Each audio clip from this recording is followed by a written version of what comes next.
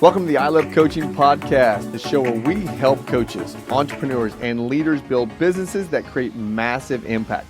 I'm Adam Roach, alongside my incredible co-host, Jess Webber, and we're here today to bring you the best strategies, mindset shifts, and real-life success stories to help you level up in your coaching journey. Whether you're launching your coaching business, scaling to 6 or 7 figures, or just looking for inspiration to push through, this podcast is your go-to resource. We're bringing you expert insights, real talk, and actionable items every single episode. So if you're ready to take your coaching game to the next level, then let's dive on in. Big problem out there. I'm going to actually probably call this a epidemic. Drowning in to-dos. That's what we're going to talk about today, is drowning in to-dos. The cool part about the drowning in to-dos, and we're going to pull this, gosh, what do you want to call this? A tactical approach here. And we're going to call this a D rule on how to power back from that. But let's really dive into drowning in to-dos real quick. Because here's what we know. Most entrepreneurs, especially driven ones, creative ones, your world that you love to coach in, the ADHD world, prone entrepreneurs, don't have clarity problems. They don't really have clarity problems. What do they have? They have decision overload problems. We can call this decision fatigue problems. We see this so much. It's like, what do you want to compare it to? It's like collecting seashells on the beach, and hoping one of these seashells will lead to whatever it is they're looking for. But it's all doing, but really all that's doing is keeping them stuck in a mental chaos and never, ever feeling done. Yeah. Well, this is one of my favorite conversations in my coaching space, like you said, because I know, I tell people I drag and hoard knowledge. I read, I collect things. And it's a habitual thing that I've found with most entrepreneurs, which a lot do have ADHD, of I'm going to keep every idea I have and put it on my to-do list because eventually I'll get to it. And that might be the thing that makes my big dream, my vision, my goal. And so I will start working with an entrepreneur, a coach, somebody like that.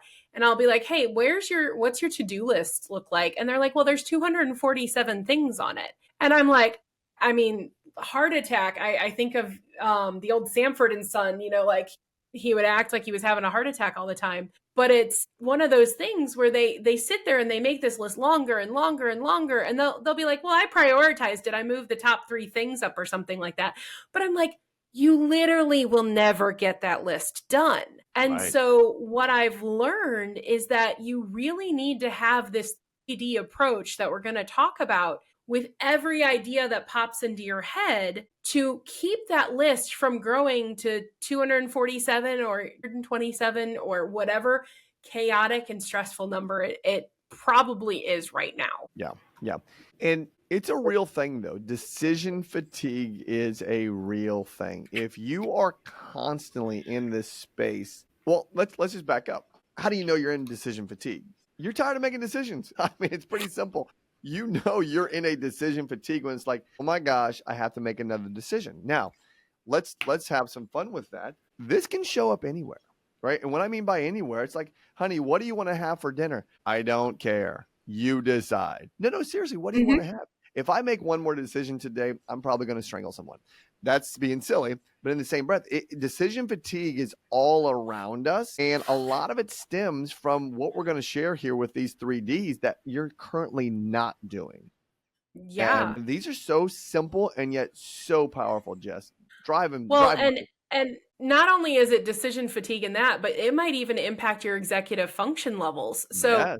I know that when the list gets longer, your drive, motivation, and ability to even look at the list diminishes to the point that there's, and this, it does play into the neurospicy space and things like that, but there'll be days where if you're, now having executive dysfunction, you might be like, I would rather lay in bed and doom scroll or rot in front of the TV because I literally cannot get out of bed to shower, to get dressed, and to start work. And so this decision fatigue can become debilitating for people. And that's why this strategy I'm so passionate about, because I have learned how to apply it and use it, not only in my own days, but also how I relate and work with other entrepreneurs. who are those visionaries who have a lot of ideas. They move the lightning speed, and it's like, you can't do everything and you can't make every idea come to fruition. So it's really, really important to have a strategy to apply to those to eliminate the chaos. So let's dive into this 3D solution. I'm going to go first because this first one is my favorite. And here's why it's my favorite. The concept of, and if you've heard this, fantastic. And if you love it, fantastic. Though I'm going to challenge it. The be, do, have, right? Be, do, have. Become or be this, do this, you'll have this. I really dislike that language because the first D in our 3D solution, Jess, is just doing it. Just do it without sounding like a Nike commercial back from the 90s. Just do it, right? Because here's what doing something does. It adds quick wins and builds momentum. That is very simple. It's quick wins, builds momentum, and therefore whatever you wanted to do doesn't start to pile up. And we know that when the feeling of piling up, gosh, this is a silly, silly example, though it's so true. I love my wife. Honey, if you're listening to this, I love you dearly. Though we have our trash cans on the side of the house. And for whatever reason, her cute little feet don't walk that far over to the side of the house to put trash bags in the trash can. Is it because she has to put on shoes? No, I don't know why, actually. I'll look out the back door, and if I see trash is piled up, I'm like, honey, just take it to the curb or take it to the trash can. You'll be fine. So if I feel that I've had a decision fatigue oriented day, I'll look out there and I'll see these boxes that are stacking up, and I'll be like, oh, do I decide to do it now or not? And the moment that I just decide to do it and get it done, I feel great. Yeah, I feel great. So what else can you say about doing it? Well, the doing it needs to be connected to your big goal and big visions. I would challenge you to not do every idea that comes into your head, but audit it first. So I was actually on Dana's podcast just a few weeks ago, and I mentioned the slow down to speed up is the hardest thing for an entrepreneur to do, but it's the best thing you can do. Hit the pause button. I'm not saying pause for minutes or hours or days or weeks, but hit long enough to look at the task, the idea, the to-do that you have and say, is this in alignment with what I'm trying to achieve, or I need to let it go, right? So if it's in alignment, then yes, you can do it. And do it means actually take the energy and do it, or put it in your calendar to do it in the next 2 days, right? So it might be, I need to make a phone call to the doctor, but you have a scheduled meeting. So you're not going to pick up the phone call while the Zoom is starting. But if you put it on your calendar and say, I'm calling the doctor tomorrow morning when they open at 8:30 a.m., then it's done and you can release it and let it go. So do it is a strategy that, as long as it's in alignment with your core goals and your next 90 days, is the thing that you need to do. Otherwise, you can apply one of the other two strategies that we're going to talk about next. Yep. And the neat part about that is it'll teach you to act fast, right? It'll teach you to act fast on what truly, as Jess said, aligns with this goal, aligns with the process or the KPIs or the progression or whatever you want to call it in your goals. Does taking the trash out align with mine? Yes. And I'm going to tell you why. Because if we don't, we get raccoons, we get possums, we get all these things in the backyard, and I don't want that. Why? Because my nightly routine, Jess, is hot tub and cold plunge, and I don't really want to communicate with the possums and the raccoons. I respect that. Less than 2 minutes, I'm going to go get it done and do it. Okay, so what is the second D, Jess? Okay, so if you're not going to do it, the second strategy is to delegate it, okay? So it is something that you've paused, you hit the pause button, and you've decided that it is necessary, but you also recognize it doesn't have to be yours. Yes. Love that. And so what I mean by this is, so often the entrepreneur is the bottleneck of the business. You're the reason things are not happening. That is 100%. And so it doesn't mean always when you're sitting there saying, am I the only one that can do this?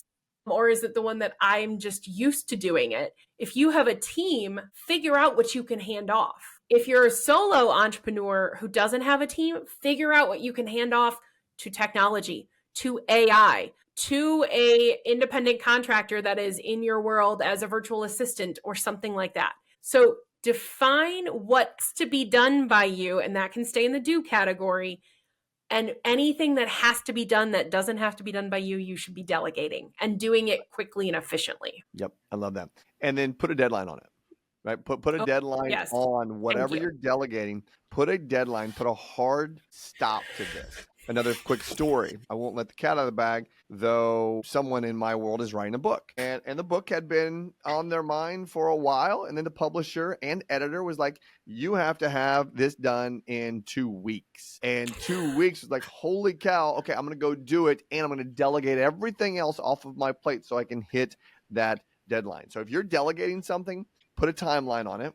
And then I want to go back to what you said, Jess, about the bottleneck. If your business feels like it's going slow, if your business feels like it's crawling ahead, you've got to go find bottlenecks. And as Jess politely said, which I won't be so polite, you're the damn bottleneck, right? You are the bottleneck in your business. And you're the bottleneck because you're attempting to do everything, or you're letting your to-dos stack up. Delegating is the fastest way to remove yourself from the bottleneck and let the business grow fast. Well, this is why 80% of entrepreneurial businesses fail, is because they get stuck in this solo phase and they don't know how to go beyond themselves. So they've done all the work, they've hit capacity, and then they stagnate.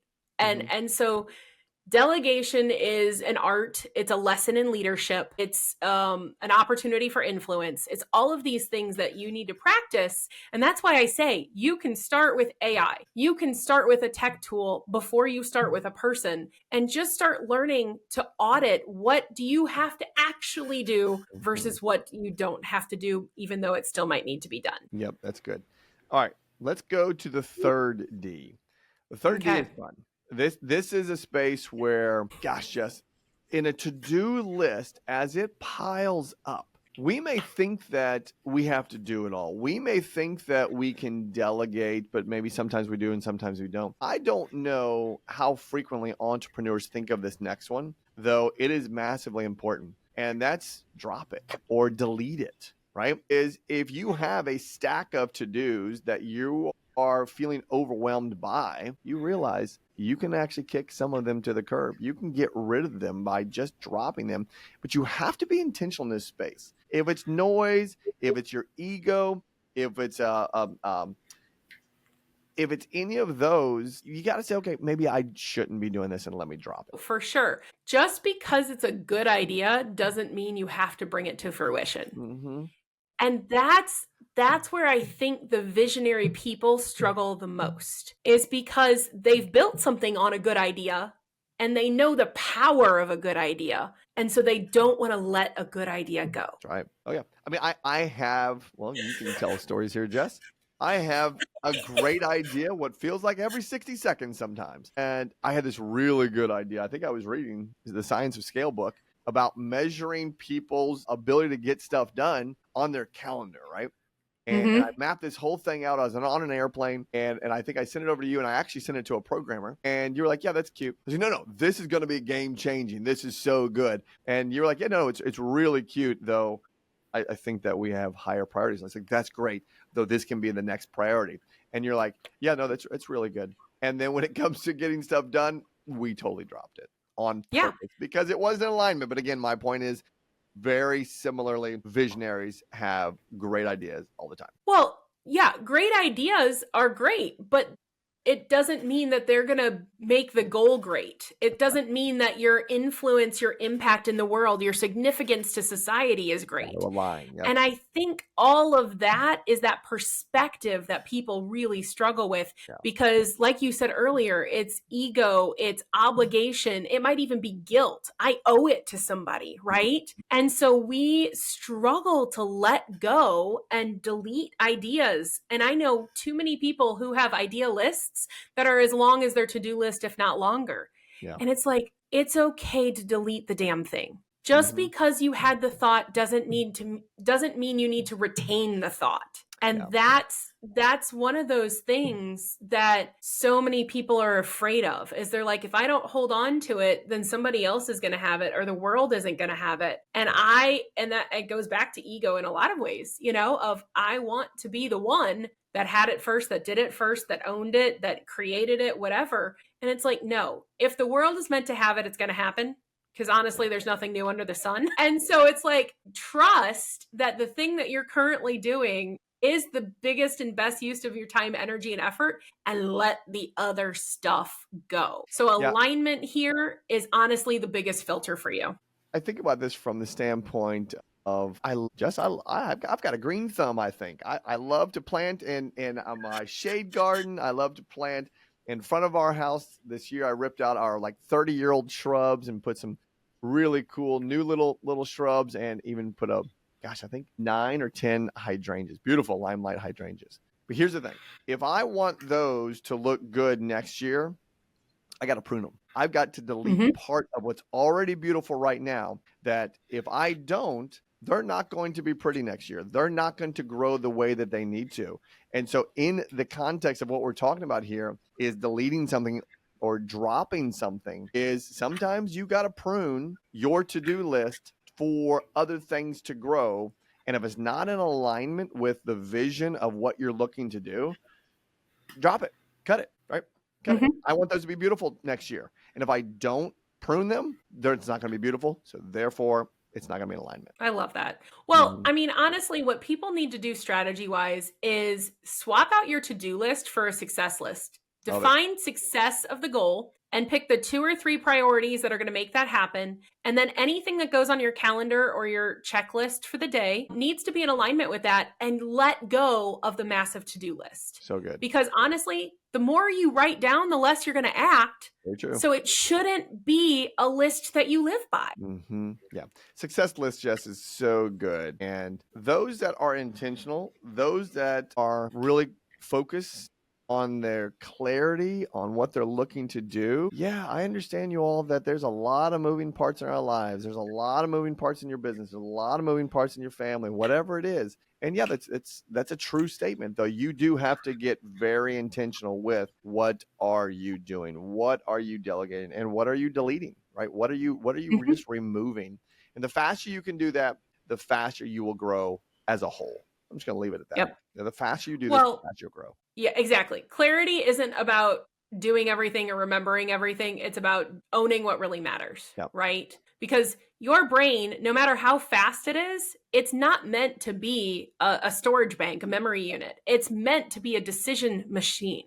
And so the faster that you can process and say that's noise or that's in alignment, the better off you're going to be, the less likely you're going to be a bottleneck, and the more you're actually going to get done. So good. Yep. So good. We know that this podcast was very valuable. So don't delete this one, right? Don't this is in alignment with you guys. I know it is. So keep this one, save it. Yeah. No, that what they need to do is delegate sending this episode to somebody else that needs to hear this message. Good. That's really, really good. So wink, wink, nudge, nudge. That was good. Okay. So let's start back with the top, right? So here is where we were. The problem, Jess, was this: you're drowning in to-dos, and we gave you the 3D approach on what to do, and that was either do it, delegate it, or delete it, and understand that your brain is a decision machine and not a storage machine, right? Yep. That's it. Land the plane, Jess. Let's go. Hey, like always, if you found this valuable, then we appreciate your support. So like I was joking, share it with a friend. Go subscribe to our newsletter on ilovecoachingco.com, and feel free to drop us a message if you've got something else you want us to talk about. Love it. Sounds good. All right, everybody. Have a great day. See you. Bye.